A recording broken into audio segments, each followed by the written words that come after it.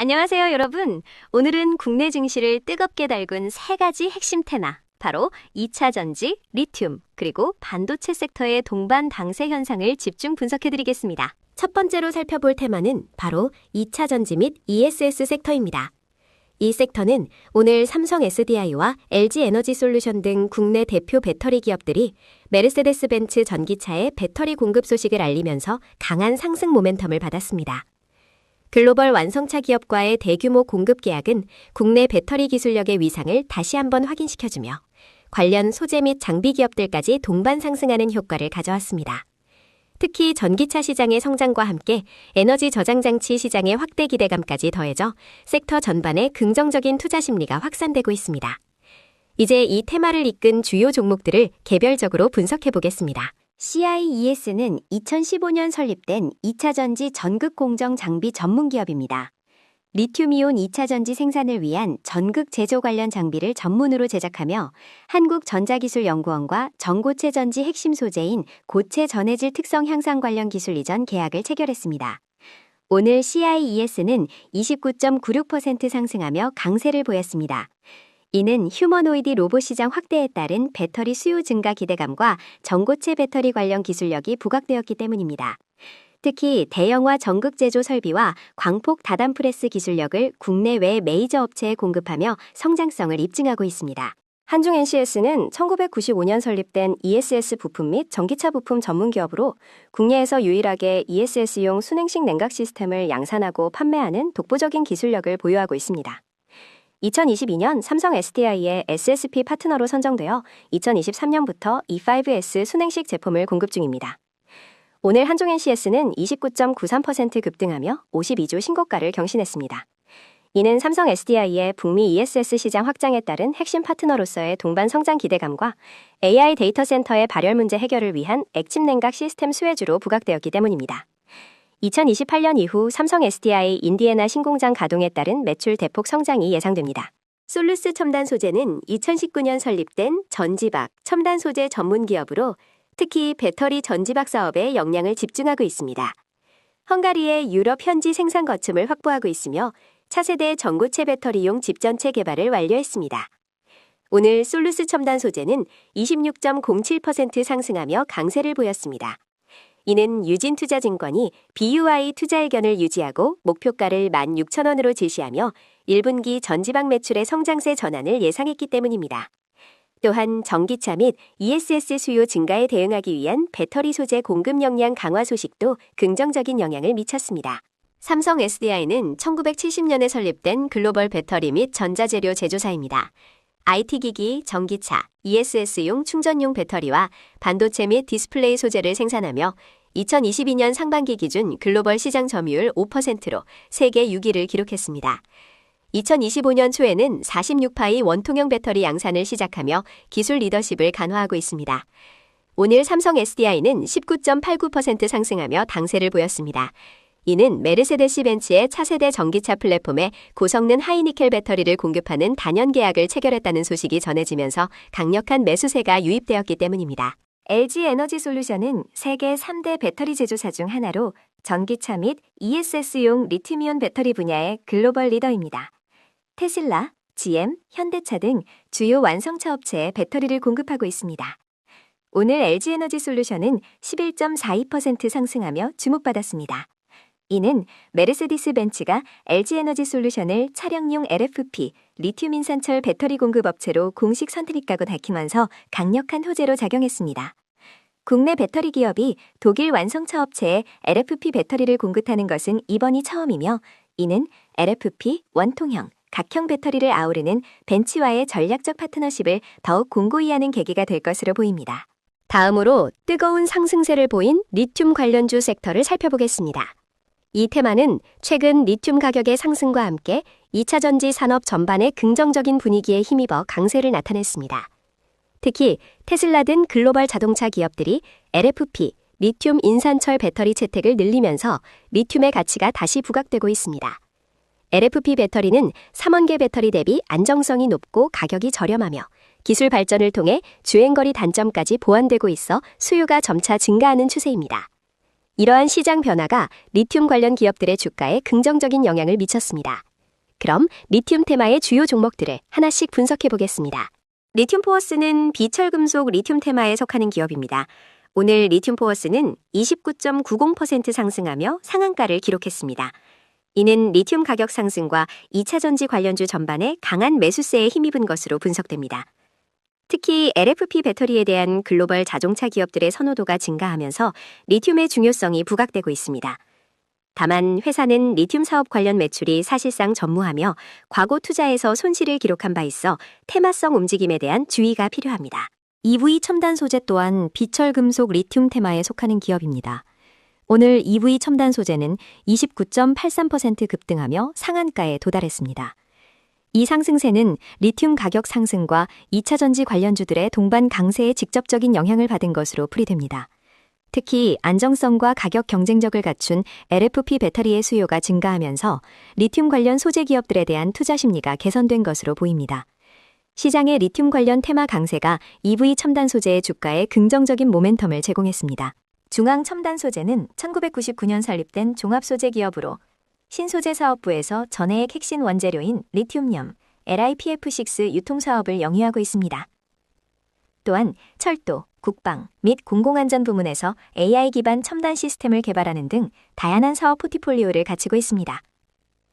오늘 중앙첨단 소재는 29.71% 상승하며 상한가를 기록했습니다. 이는 리튬 가격 상승과 2차 전지 관련주들의 폭발적인 매수세에 힘입은 결과입니다. 특히 리튬염 유통 사업을 통해 리튬 테마의 직접적인 수혜주로 인식되며 시장의 주목을 받았습니다. 엔캠은 2차 전지 핵심 소재인 전해액을 전문적으로 생산하는 기업입니다. 미국 조지아주에 생산 시설을 보유하고 있으며 북미 전해액 공급망을 이중축 구조로 재편하며 시장 대응력을 강화하고 있습니다. 오늘 엔캠은 17.96% 상승하며 강세를 보였습니다. 이는 일부 2차 전지 관련주들의 동반 강세와 함께 CATL 중국형 물량 본격 공급 준비 소식 및 2025 회계연도 감사보고서 적정 의견 공시로 인한 투자 심리 개선이 복합적으로 작용한 결과입니다. 전해액 시장에서의 선도적인 위치와 북미 시장 전략이 긍정적으로 평가받고 있습니다. 하이드로리튬은 비철금속 리튬 테마에 속하는 기업입니다. 오늘 하이드로리튬은 12.53% 상승하며 급등세를 보였습니다. 이 역시 리튬 가격 상승과 2차 전지 관련주 전반의 강한 매수세에 영향을 받은 것으로 분석됩니다. LFP 배터리의 수요 증가로 인해 리튬의 전략적 가치가 더욱 커지고 있으며 이에 따라 리튬 관련 기업들에 대한 시장의 관심이 지속되고 있습니다. 하이드로리튬은 이러한 리튬 테마의 흐름 속에서 투자자들의 매수 심리를 자극하며 상승세를 이어갔습니다. 마지막으로 우리 시장의 핵심 동력인 반도체 관련주 섹터입니다. 이 섹터는 오늘 SK하이닉스의 1분기 실적에 대한 지속적인 기대감과 함께 전반적인 반도체 업황 개선에 대한 긍정적인 전망이 반영되며 상승세를 보였습니다. 특히 AI 시대의 도래로 고성능 메모리 반도체와 저전력 반도체 수요가 폭발적으로 증가하면서 관련 기술을 보유한 기업들이 시장의 주목을 받고 있습니다. 또한 특정 기술 분야에서의 중국발 규제 가능성이 국내 기업들에게는 반사 이익으로 작용할 수 있다는 기대감도 더해졌습니다. 그럼 반도체 테마를 이끈 주요 종목들을 자세히 살펴보겠습니다. 주성 엔지니어링은 반도체 전공정, 디스플레이, 태양광 제조 장비를 전문으로 하는 KUSDAC 상장 기업입니다.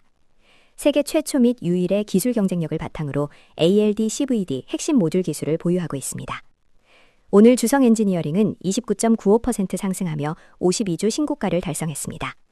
이는 한국투자증권이 테슬라향 태양광 장비 수주 기대감을 제시하며 목표 주가를 상향했고 특히 중국의 태양광 HJT, 이종잡합 기술 수출 규제 시 주성 엔지니어링이 사실상 유일한 대안이 될 수 있다는 분석 때문입니다. 다음은 KEC입니다.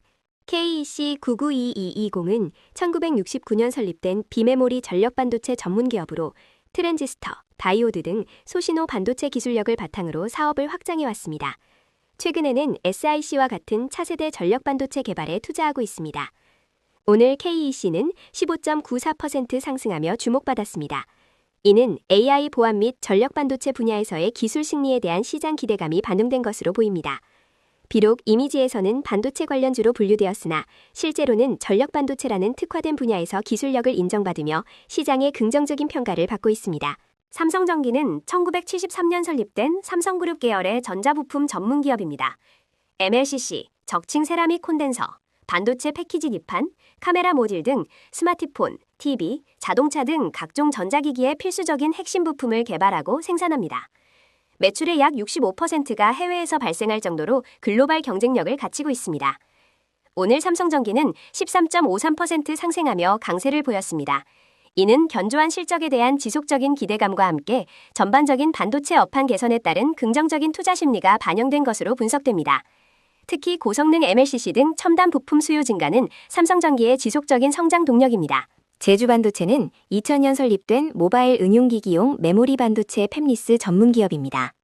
저전력 SRAM, DRAM, 낸드 MCP 등 다양한 메모리 반도체를 설계하며 IoT, 네트워크, 모바일 시장에 최적화된 메모리를 공급하고 있습니다. 오늘 제주반도체는 8.95% 상승하며 주목받았습니다. 이는 온디바이스 AI를 넘어 가전, 로봇, 자동차 등 모든 IT 기기로 확장되는 피지컬 AI 시장의 핵심 수혜주로 재부상했기 때문입니다. 특히 2025년 매출액이 전년 대비 86.1%, 영업이익은 274.4% 폭증하는 등 실적 턴어라운드에 대한 기대감이 주가 상승을 견인했습니다.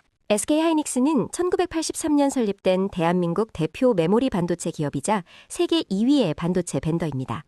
DRAM, 낸드 플래시, CIS 등 다양한 메모리 및 시스템 반도체를 생산하며 특히 HBM, 고대역폭 메모리 시장에서 1위 점유율을 자랑합니다.